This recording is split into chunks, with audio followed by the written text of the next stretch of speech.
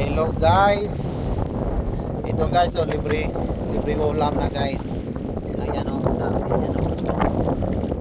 Tinatawag na tahong ni Carla yan guys. Ang dami dito guys oh. Oh, ayan sa mga gilid-gilid. Dito guys. Hindi namin akalain makapunta kami dito. Punta na kami sa kabila, umikot na kami. Tinatry namin yung dito na area.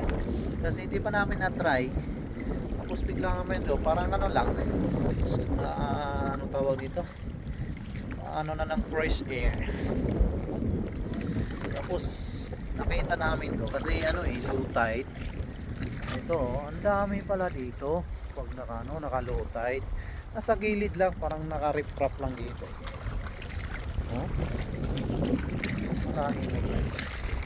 Libre ulam na. Ito na yung mga ano. Nakita nyo yung mga patay gutom.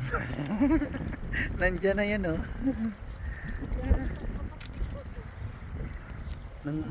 Nangunguha. Ayan oh.